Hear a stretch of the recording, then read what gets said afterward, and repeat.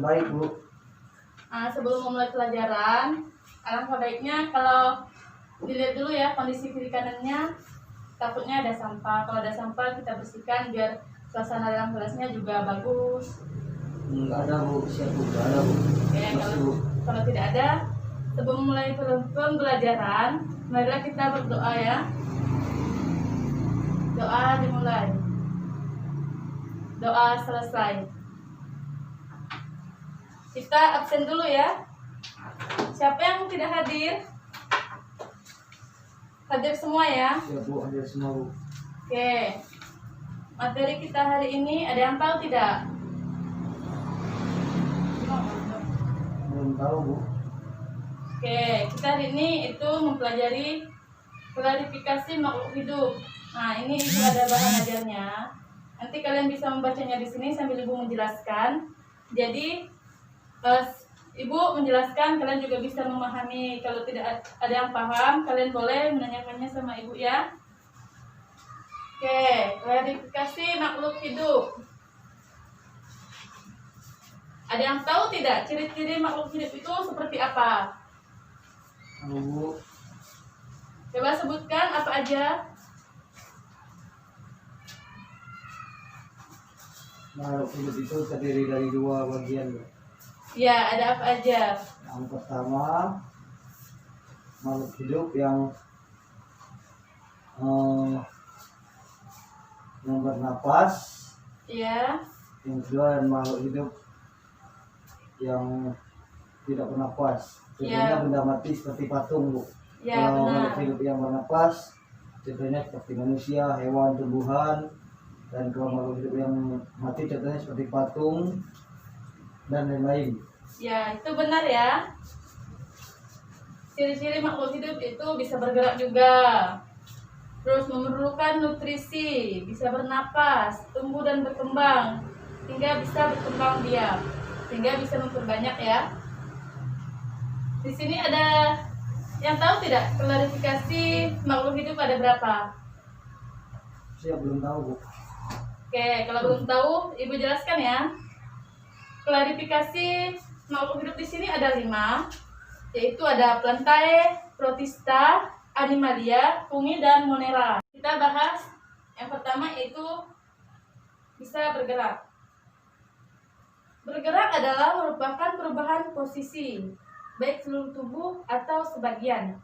Itu dia bisa bergerak. Contohnya seperti kita manusia, kita bisa bergerak kemana-mana seperti tangan kita bisa memegang, kaki kita bisa berjalan. Begitu juga sebaliknya ya. Selanjutnya, peka terhadap rangsangan. Bukan, contohnya ada yang tahu nggak rangsangan itu seperti apa? Nggak tahu, Bu. Kalau pada tumbuhan yaitu daun putri malu, itu kalau kita sentuh itu dia bisa menutup ya, berarti itu dia mendapatkan rangsangan.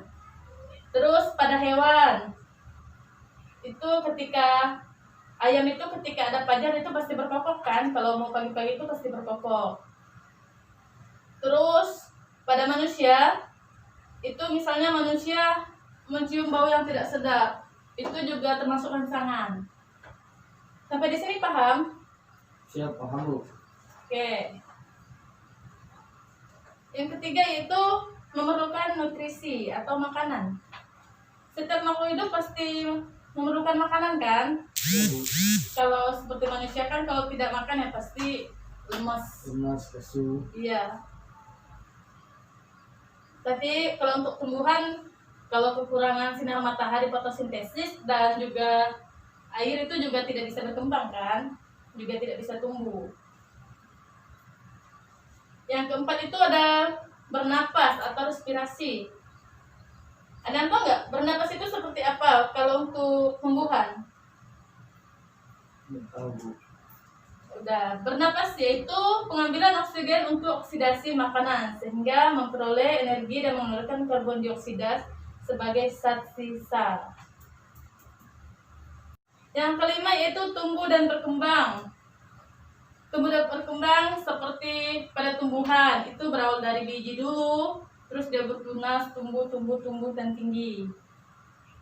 Selanjutnya yang keenam, berkembang biak atau berproduksi. Cara berkembang biak ada yang tahu nggak seperti apa? Kalau pada tumbuhan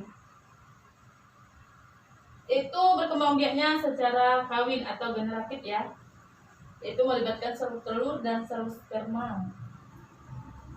Yang ketujuh ada adaptasi. Kita pun sebagai manusia juga perlu beradaptasi.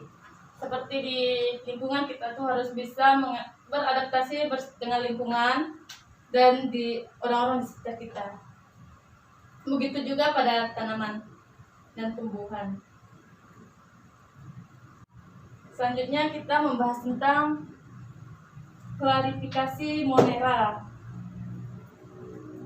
Ini ibu ada contohnya, contoh bakteri yaitu Monera ya.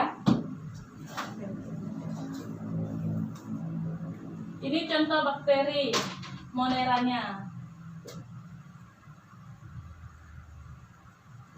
Tahukah kalian ciri khas kingdom Monera? Ciri khas kingdom ini adalah selnya tidak memiliki membran inti sehingga disebut organisme atau prokariotik. Yang meliputi prokariotik itu di sini ada yang pertama ada bakteri, berbagai jenis bakteri dan ganggang hijau biru. Ini bakteri yang pada gambar biru dan ini yang warna hijau itu ganggang. Itu juga ada ganggang ya. Selanjutnya ada protista.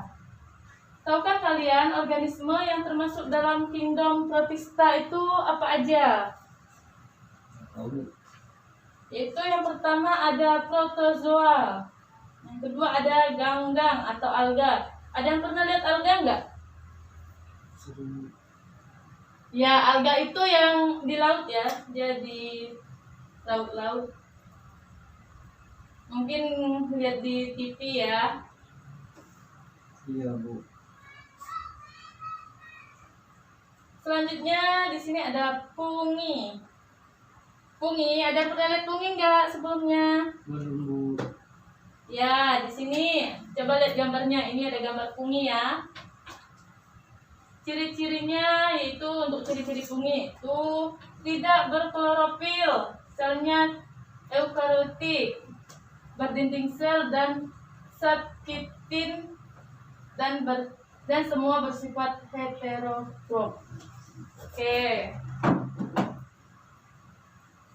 Sampai di sini ada pertanyaan tidak? Siap, tidak ada, Bu. Oke, kalau tidak ada, Ibu akhiri sampai di sini materinya. Kalau misalnya ada yang kurang jelas bisa ditanyakan dulu sebelum Ibu tutup. Siap, Bu, tidak ada, Bu. Oke, sebelum kita mengakhiri kegiatan mengajar kita hari ini, marilah kita tutup dengan berdoa. Berdoa dimulai. Doa selesai. Sekian dari Ibu, dan mohon maaf jika Ibu mungkin kurang jelas dalam menjelaskannya. Mohon maaf. Sekian dan terima kasih. Siap, Bu.